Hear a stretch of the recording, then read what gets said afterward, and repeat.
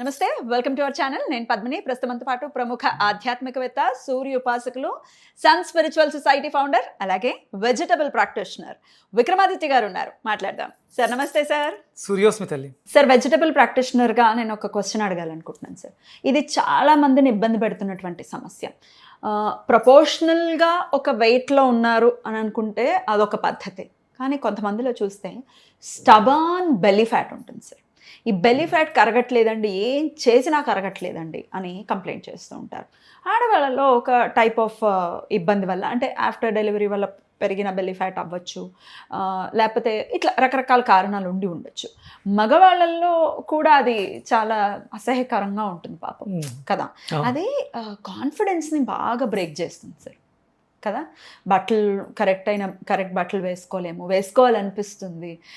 సరే, బట్టల విషయం పక్కన పెట్టేస్తే వాళ్ళని వాళ్ళు ప్రజెంట్ చేసుకునే విషయంలో ఖచ్చితంగా ఈ బెల్లీ ఫ్యాట్ అనేది కాన్ఫిడెన్స్ లోపించడానికి కారణమవుతుంది. దీనికి పర్ఫెక్ట్ ఆన్సర్ కావాలి సార్. బెల్లీ ఫ్యాట్ కరిగి తీరాల్సిందే. ఏం చేయమంటారు చెప్పండి సార్. సూపర్, మంచి ప్రశ్న అమ్మా.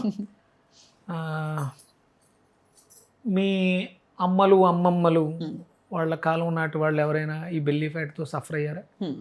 అంటే లావుగా ఉన్న ప్రొపోర్షనల్గా ఉండేవాళ్ళు, మొత్తం ఓవరాల్గా లావుగా ఉండేవాళ్ళు, లేకపోతే సన్నగానే ఉండేవాళ్ళు. అంటే ఆడవాళ్ళ విషయంలో కానీ మగవాళ్ళ విషయంలో కానీ అంటే మీరు తక్కువ ఇప్పటి వరకు నేను ఇలా చెప్పలేదు. అంటే ఇప్పుడు ఆలోచన ధోరణి మారుతున్న కాలానికి అనుగుణంగా మనం చేస్తున్న రీసెర్చెస్లో, అందుకనే మనం అష్టాంగ యోగ సాధన అంటే ఒక మనిషి మానసికంగా శారీరకంగా పరిపూర్ణంగా ఉండడానికి, అంటే మన డైట్ ఏదైతే మనం తింటున్నామో, ఆహార విహార వ్యవహారాలు అనేవి పూర్తిగా మన జీవితం మీద ఆధారపడుకున్నాయి, మన జీవితాన్ని నడిపిస్తున్నాయి.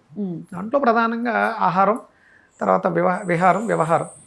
అలాగే అష్టాంగ యోగ సాధనలో ధారణ, మనం ఏమి ధరిస్తున్నాం. అంటే ఈ రీసెంట్గా రీసెర్చెస్లో తెలిసింది ఏంటంటే, పూర్వం అంటే ఇప్పుడు మగవాళ్ళు అయితే పంచ కట్టుకునేవాళ్ళు, లంగోటి ఉండేదేమో కదా. అంగవస్త్రం అంటే అంగవస్త్రం ఉండాలంటే దానికి ఉండాలి. ఆడవాళ్ళకి మొలతాడు ఉండదు, మగవాళ్ళకి మొలతాడు ఉంటుంది. మొలతాడు ఉండేది, ఆడవాళ్ళకి మొలతాడు ఉండదు. కానీ అంటే ఇది ఏం చేస్తుంది, హయ్యర్ ఎమోషన్స్ని లోయర్ ఎమోషన్స్ని బ్యాలెన్స్ చేస్తుంది. ఓకే, అంటే అలా అంటే ఇప్పుడు మరి అంటే బెల్లీ ఫ్యాట్ వచ్చిన తర్వాత జీన్ ఫ్యాట్ వేయడం కష్టమే. అంటే ఆ స్ట్రక్చర్, ఆ నడువుకి ఆ ఫిట్నెస్ ఉండదు కదా. అంటే ఇక్కడ మనం ధరించేటువంటి వస్త్రాల యొక్క ప్రాముఖ్యత తగ్గిపోయింది మనకి. ఇప్పుడు ఆడవాళ్ళు ఎక్కువగా నైటీలకి షిఫ్ట్ అయిపోయారు, లూజ్. ఒక బెల్లీ ఫ్యాటే కాదు, మీకు బెల్లీ ఫ్యాట్తో పాటు హ్యాండ్స్ లూజ్ అయిపోతాయి. అందుకని మీరు వేసుకునేటువంటి దాన్ని ఏమంటారు, బ్లౌజ్, జాకెట్, అది ఏం చేస్తుంది, టైట్గా స్టిఫ్గా ఇక్కడ పట్టుకుని ఉంటుంది. అంటే ఎక్కడెక్కడైతే ప్రెస్ చేయాలో అక్కడక్కడ పట్టుకుని ఉంటుంది. అలాగే నాభి కింద, అంటే పూర్వం కూడా కరెక్ట్గా మీకు లంగా బొందు అనేది నాభి కింద. ఇక్కడ రాత్రే ఒక మంత్రంలో చెప్పారు గురువు గారు, కూర్మము, తాబేలు యొక్క శక్తి ఇక్కడ ఉంటుంది. ఈ తాబేలు అనేది ఈ కూర్మము, అంటే విష్ణు నాభి కూర్మ అవతారంగా చెప్తారు కదా. అంటే ఇంకా పూర్తిగా వివరించలేదు, కానీ నేను గురువుగారు మళ్ళీ తిట్టొచ్చు, దానికి నేను పూర్తిగా చెప్పకుండా ఇప్పుడప్పుడే ప్రేక్షకులు చెప్పేసామని. ఆ పంచభూతాలు, మనలో ఉన్నటువంటి పంచభూతాలు సరిగా, అంటే తాబేలు అన్నిట్లో ఒకేసారి లోపలికి తీసుకుంటుంది, అవసరమైనప్పుడు బయటకు విడుతుంది. ఆ 5 ఏ ఒక్కటి లోపం జరిగిన మనలో అంగవైకల్యం వస్తుంది. నాభి చాలా ఇంపార్టెంట్. అలా ఇక్కడ దాన్ని కట్టి ఉంచడం ద్వారా, అంటే ఆక్యుప్రెజర్, నాభిని కట్టి ఉంచడం ద్వారా, ఆడవాళ్ళకి లంగాతో బొందుతో కట్టి ఉంచడం వల్ల, మగవాళ్ళు మొలతాడు కట్టడం వల్ల బాగుండే. అంటే ఒక ఏజ్ వచ్చేంత వరకు ఆడ మగ లేదు, అందరికీ మొలతాడు ఉంటుంది. లేకపోతే తిట్టేవాళ్ళు కదా, మొలతాడు లేని విధం అని. అంటే దానివల్ల చాలా కాంప్లికేషన్స్ వస్తాయి. లోయర్ ఎనర్జీస్ని హయ్యర్ ఎనర్జీస్ని డివైడ్ చేయడానికి కట్టినటువంటి.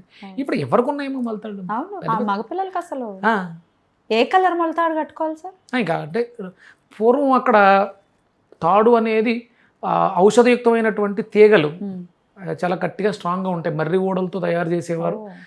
తర్వాత ఇత్తడి, వెండి, అంటే సంపదను బట్టి వెండి, అలాగే బంగారపు మొలతాడు, ఇవన్నీ వచ్చినాయి. ఇప్పుడు మారిపోయింది. మనకి కాటన్ వచ్చిన తర్వాత రంగులు చాలా వచ్చినాయి. మామూలుగా అయితే ఇది లోయర్ ఎమోషన్కి సంబంధించి శని ఆధిపత్యం ఉన్నటువంటి ప్రదేశాలు ఇవి. మకర రాశి, కుంభరాశి, మీనరాశితో ఇదంతా ఉంటుంది కాబట్టి ఇక్కడ వరకు ఉండేది ధనస్సు. డివైడ్ చేయడానికి శని ఆధిపత్యం ఎక్కువ ఉంటుంది కాబట్టి నలుపు ఎక్కువగా వాడేవారు. ఓకే, సో కట్టాల్సిందే పిల్లలకి. అంటే రేపొద్దున భవిష్యత్తులో వాళ్ళకి బెల్లీ ఫ్యాట్ రాకూడదు అనుకుంటే ఇప్పటి నుంచి నీ అవయవాల్లో ఆ మార్పు నువ్వు తీసుకురాకపోతే ఇప్పుడు ఆల్రెడీ వచ్చేసింది సార్. ఇప్పుడు మనం దానికి సాధన చేసుకుంటూ పంచ ఉండేదమ్మా మగవాళ్ళకి మొలతతో పాటు. అంటే ఆడవాళ్ళకి లంగా ఎంత గట్టిగా ఉండేదో మగవాడు పంచని కూడా కట్టాడు. పంచ అంటే 5 రకాలైనటువంటి పద్ధతులు. 2 అంచుల్ని తీసుకొచ్చి ఇక్కడ ముడేస్తాం గట్టిగా, ఇది ఒకటి. వెనకాల నుంచి ఒకటి తీసుకొచ్చి దోపుతాం 2, ఒక అంచుని తీసుకెళ్ళి వెనకాల దోపుతాం 3, ఒక అంచుని తీసుకొచ్చి సైడ్ దోపుతాం 4. అంటే 5 అంగాలతో లంగోటీలా, అంటే దాని ఏమంటారు అంగవస్త్రములాగాను ప్లస్ మనకి రక్షణ ఇస్తూ ఫిట్గా ఉంటాయి, టైట్గా పట్టేసి ఉంటాయి, లూజ్గా ఉండటం కాదు. అంటే మన ధారణ విషయాలన్నీ మారిపోయినట్టు ఎలా మనం తయారయ్యాం. అలాగే ఇంకోటి ఏంటంటే ప్రధానంగా మన శరీరంలో విసర్జన అవయవం endocrine gland system, exocrine gland system, lymphatic system, విసర్జన అవయవం అది సరిగా పనిచేయకపోవడం, వ్యర్థాలు మనలో ఉండిపోయినాయి. మన శరీరంలో అంటే waste material cells, waste material ఎక్కువ ఉండిపోవడం వల్ల శరీరం వాళ్ళు అంటే డెడ్ సెల్స్ అన్నీ అక్కడ పెరిగిపోయినాయి. అవి ఇది కాదు. ఎట్లా మరి వెళ్ళగొట్టడం ఎట్లా? హీట్ అంటే కొవ్వుని కరిగించడం. చనిపోయినటువంటి వ్యర్థ విసర్జన జరగాలంటే చెమట పట్టాలి. అంటే బెల్లీ ఫ్యాట్ ఉన్న వాళ్ళకి సరిగా చెమట పట్టదేమో, వాళ్ళు దానికి తగ్గట్టుగా శారీరక శ్రమ చెయ్యరేమో. మీరు రెగ్యులర్గా శారీరక శ్రమ చేస్తూ మంచి ఆహారం, పౌష్టికాహారం, అంటే పౌష్టికం అనగానే ప్రోటీన్ మీద వెళ్ళిపోతుంది జనం అందరికీ. పౌష్టికం కాదు అది, అది ప్రోటీన్. పౌష్టికం అంటే నీ శరీరానికి శక్తినిచ్చేటువంటి ఆహారాన్ని పౌష్టికాహారం అంటారు. నీకు అది తయారు చేసుకోవడానికి కావలసినటువంటి ముడి పదార్థం, కార్బోహైడ్రేట్ తయారు చేసుకోవడానికి కావలసినటువంటి, ఫ్యాట్స్ తయారు చేసుకోవడానికి కావలసినటువంటి ప్రోటీన్, పోషక విలువలు కలిగిన మాంసకృతులను తయారు చేసుకోవడానికి కావాల్సినటువంటి ముడి పదార్థాలు ఇవ్వకుండా మనం డైరెక్ట్ మాంసం ఇస్తున్నాం, మనం ఇవన్నీ డైరెక్ట్ ఇచ్చేస్తున్నాం. అవి ఇవ్వకూడదు. ఆ ఆహారంలో మార్పులు చేసుకోవాలి. హీట్ ప్రొడ్యూస్ కావాలి మన శరీరంలో. జఠరాగ్ని అధికంగా ఉన్నప్పుడు అప్పుడు మన శరీరంలో ఉన్నటువంటి వేస్ట్ మనకు బయటకు వెళ్తుంది. ఎటువంటి హీట్ మరి ఎట్లాంటి ఫుడ్ తీసుకుంటే హీట్ ప్రొడ్యూస్ అవుతుంది? ఇందులో మనకు ప్రధానంగా ఇక్కడ కాన్ఫిడెన్స్ తగ్గింది. ఫస్ట్ మానసిక భావోద్వేగాల్లో తీసుకుంటే వాడు మానసికంగా బాగా బలహీనపడిపోయి కాన్ఫిడెన్స్ తగ్గిపోద్ది. కాన్ఫిడెన్స్ తగ్గడం వల్ల కూడా బెల్లీ ఫ్యాట్ వచ్చే అవకాశం ఉంది. అందుకని కాన్ఫిడెన్స్ పెంచుకోవడానికి కావాల్సిన పదార్థాల్లో మనం కొబ్బరిని ప్రధానంగా తీసుకుంటాం. అంటే మన బాడీలో కాల్షియం, అంటే మన స్ట్రక్చర్కి ఎముకల వ్యవస్థ ఎంత నేను మొయ్యాలి, నాకు చుట్టూ ఎంత ఉండాలి అనే డిజైన్ దాంట్లో ఉంది. అది కోల్పోయింది. అంటే మన బాడీలో కాల్షియం చెడిపోవడం వల్ల, మన బోన్ స్ట్రక్చర్లో మార్పు రావడం వల్ల, బోన్ మ్యారోలో జరగాల్సినటువంటి ప్రొడక్షన్ సరిగా ఉత్పత్తి జరగకపోవడం వల్ల రక్తంలో ఆ క్వాలిటీ లేదు. ఇవన్నీ కారణాలు అవుతున్నాయి. వాటికి తగ్గట్టుగా మనం ఆహారం తీసుకోవడం కోసం మనకి నువ్వులు తీసుకోవాలి బెల్లీ ఫ్యాట్ ఉన్న వాళ్ళు. అలాగే పైనుంచి ఆయిల్ మసాజ్, నువ్వుల నూనె, అలాగే దాంతోపాటు హీట్ ప్రొడ్యూస్ చేయడానికి ఆవ నూనె కలుపుతారు. నువ్వుల నూనె, ఆవ నూనె, ఇంతకుముందు ఎప్పుడో చదివా, ఆవు నెయ్యి, ఇవి 3 సమభాగాలుగా తీసుకుని కొంచెం గోరువెచ్చగా తీసుకుని మీరు బాగా ప్రతిరోజు కంపల్సరీ ఒక 10 to 15 minutes మసాజ్ చేయండి. లోపల నుంచి బయట నుంచి హీట్ ప్రొడ్యూస్ అయ్యి ఆ లేయర్స్లో ఉన్నటువంటి వేస్ట్ కరిగిపోతుంది. అలాగే దాంతోపాటు మనం ఇవే ఏదైతే బయట రాసావో ఆ నూనెని లోపలికి ఆహారంలో భాగంగా తీసుకోవడం. అంటే నూనె తాగలేం కాబట్టి నువ్వులని దోరగా వేయించుకుని బెల్లం కనుక్కొని తినడం వల్ల ఐరన్, ఇది శనికారకత్వం అవుతుంది, లోయర్ ఎఫెక్ట్ అవ్వకుండా. అలాగే నువ్వుల్లో ఉన్నటువంటి కాల్షియం ఫ్యాట్ కరగడానికి సపోర్ట్ చేస్తుంది.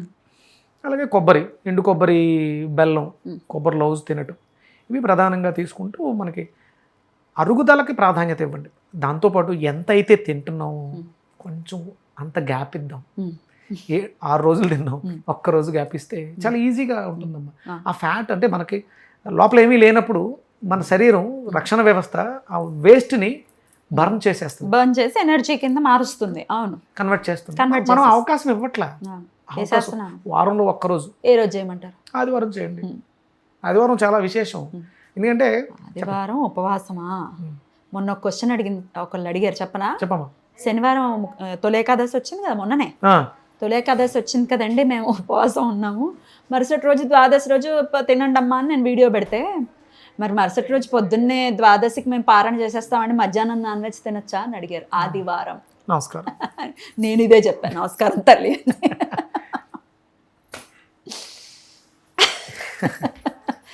మీరేమో ఉపవాసం చేయమంటున్నారు ప్రతి ఆదివారం. ఆదివారం అంటే పండగ, అవునమ్మా, నాన్ వెజ్ తినేయాలి, మామూలు పండగ కాదు అనే థాట్ ప్రాసెస్లో ఉన్నారు. మీరేమో మరి ఉపవాసం చేయమంటున్నారు. How is it possible sir? ఇవే ఇలాంటివన్నీ కూడగట్టుకుని అంటే ఒక లాజిక్ ఒకటి బయటపడింది. ప్రారబ్ధ కర్మ వ్యాధి రూపేణ పీడ్యతే. గరుడ పురాణం ప్రకారం ఇంతకు మనం శరీరాన్ని విడిచిపెట్టి పైకి వెళ్ళిపోయిన తర్వాత యాతన శరీరాన్ని ధరింపచేసి మనం చేసిన పాపాల తాలూకు శిక్ష అక్కడ అనుభవించాల్సి వచ్చేసింది. మళ్ళీ ఇక్కడికి వచ్చిన తర్వాత ఇప్పుడు మళ్ళీ కష్టాలు ఎందుకు వచ్చినాయి? చేసిందా ఇటువంటి ఆత్మ వెళ్ళిపోయి యాతనా శరీరాన్ని ధరింప చేసేసి నూనెలో మాగబెట్టేశాడు, ఇనప స్తంభాన్ని కౌగిలించేసుకున్నాము, అయిపోయినాయి. కర్మలన్నీ ఆత్మ అక్కడ అనుభవించి వచ్చినప్పుడు ఇక్కడ ప్యూరిఫై అయిపోవాలి. మరి సుఖాలే ఉండాలి కదా కదా, ఎందుకు వస్తున్నాయి అంటే గరుడ పురాణంలో చెప్పిన అది వేరే దానికి అన్వయించుకుందాం. నేను దేనికి కాదనట్లేదు, నేను రీసెర్చ్లో ఉన్నాను, నేను దేనికి మీకు సమాధానం ఇస్తాను. అయితే ఇప్పుడు చేసింది ఇప్పుడే అనుభవిస్తున్నాం మనం, రైట్? అంతే. ఆత్మకి ఏది అంటుకోదు కదా. అదే ఈ పాపాలను అనుభవించడానికి ఆత్మ పైకి వెళ్ళాల్సిన అవసరం లేదు. అక్కడ ఇనప శరీరాన్ని ధరించి నూనెలో వేగాల్సిన అవసరం అది కాదు. ఇక్కడ చేసిన కర్మలు దేంతో చేస్తున్నాం? కళ్ళతో చేస్తున్నాం. కళ్ళతో చేసిన దానికి కళ్ళకే శిక్ష, నోటుతో చేసిన దానికి నోటికే శిక్ష, చెవులతో చేసిన దానికి చెవులకే శిక్ష, చేతులతో చేసిన దానికి చేతులకే శిక్ష, కాళ్ళతో చేసిన దానికి కాళ్ళకే శిక్ష. ఎక్కడికో వెళ్ళిపోయిన తర్వాత ఆత్మ ఏదో వేరే శరీరాన్ని ధరించి అనుభవిస్తుంది. అప్పుడు చూద్దాంలేంటే కాదు, ఇచ్చోట కర్మ ఇచ్చోటే, రైట్ కదమ్మా? ఒకసారి ఆలోచించండి. ఆత్మ కర్మలు అనుభవించేస్తే ఈ శరీరానికి రోగాలు రాకూడదు, కానీ ఈ శరీరానికి రోగాలు వస్తున్నాయి. దీనికి సంబంధించినవి. మళ్ళీ దీనికి జన్యుపరం అన్నారు. పూర్వీకుల నుంచి DNA క్యారీ ఫార్వర్డ్ అవుతుంది. రైట్. ఆత్మకి ఎలాంటి సంబంధం లేదు, ఇన్స్ట్రుమెంట్గా ఉంది. రోగాలు దీనికి వస్తున్నాయి, ఇది అనుభవిస్తుంది. దయచేసి గుడ్డు తింటే రౌరవాది కర్మలు, దరిద్రాలు. శనివారం శుభ్రంగా ఏకాదశి ఉపవాసం చేసి ఆదివారం పారణ చేసేటప్పుడు అటుకులు నానబెట్టి కొంచెం బెల్లం కలుపుకుని తింటే పోయేదానికి చికెన్ తింటారా? మధ్యాహ్నం అయిపోయింది అంటే అర్ధరాత్రి 12 గంటలతో ఆదివారం అయిపోయింది, సోమవారం వచ్చేసింది కదా, 1 గంట నుంచి మాంసం బిర్యానీ తెచ్చుకుని తినేసేటువంటి దౌర్భాగ్యులు ఉన్నారు ఇక్కడ. చెయ్యొద్దు అట్లా. అసలు సమస్య లేదమ్మా. మీ అందరి మంచి కోరుకున్నాను. నా మాటలు కొంచెం కఠినంగా ఉండొచ్చు, మీలో మార్పు కోసం. అంటే మీరు అంటే నేను అనుకుంటున్నాను, నాకు ఏదో అవసరం వచ్చింది, నా అవసరం మీకు రాకూడదు, కానీ మీ అవసరం నాకు రావాలి. రేపు పొద్దున ఏదైనా అవసరం వచ్చి నేను మిమ్మల్ని అడిగితే నాకు ఇచ్చే స్థితిలో మీరు ఉండాలి, ఆరోగ్యంగా ఉండాలి. దానికోసం చేతులు జోడించి వేడుకుంటాను. దయచేసి ఆదివారాలు ఉపవాసాలు చేయండి. అది మాంసం తింటారా, ఏం తింటారా మిగతా రోజుల్లో అది అవసరమా లేదు మీకే తెలుసు, కానీ దయచేసి ఆదివారం మాత్రం వదిలేయండి, ఇందులోంచి బయటికి రండి. చాలా చక్కగా వివరించారు. ఇది ఆచరించిన వాళ్ళ జీవితాల్లో ఎన్నో మార్పులు వచ్చాయి.